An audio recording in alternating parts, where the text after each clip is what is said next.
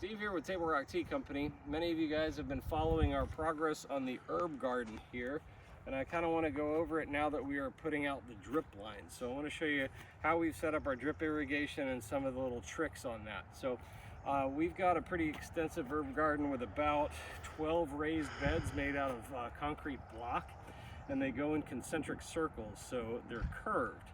That's going to present a little bit of a challenge because the landscape fabric comes in a roll and it's straight. So I'll show you how we manage that in just a second. But I wanted to show you a little bit of the ins and outs on this drip irrigation. We went to a professional irrigation company to get these, so it's not something that we got on Amazon. Unfortunately, otherwise I would have put the link in there. But anyway, this is some professional drip line that we have. And I'll show you kind of how we have it set up. Each of these are on individual hydrants because we don't know what we're going to put in each of these beds yet, and they might require different amounts of water, so we didn't want it all on one system. We wanted to have a little more control than that. So the drip lines basically come down and then they tee. This part right here, the whole tee is all solid, so there's no perforations in that because you don't want the water, of course, leaking out until it gets to the ground level. This is all perforated drip line, and so this is a 4-foot wide bed, and so we basically move each one of these in 1 foot, so when it soaks it'll spread out this way, and then these two will catch the ones in the plants that are in the middle. So at the end they're capped off, and so it pressurizes, and that's what causes the dripping. So anyway, that's the basic drip line system. Then over here, well, actually, let me back up over this way. I'll show you one of the finished ones, and you can see that it's nice and tidy, but it does have these pleats in it.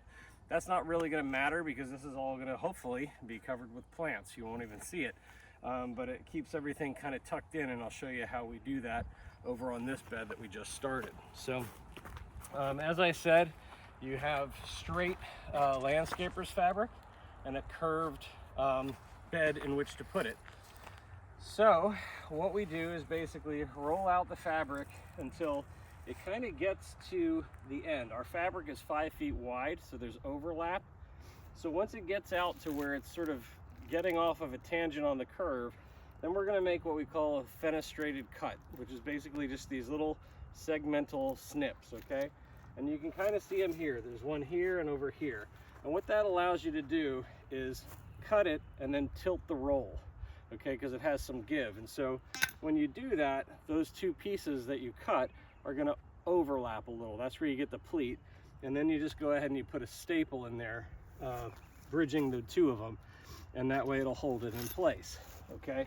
So hopefully that makes sense. Now, that's also nice because it allows you to have these little segments, and so these are pretty easy to work with. I just take this hori knife. You guys know I'm big fans of this. I'll put a link in the description.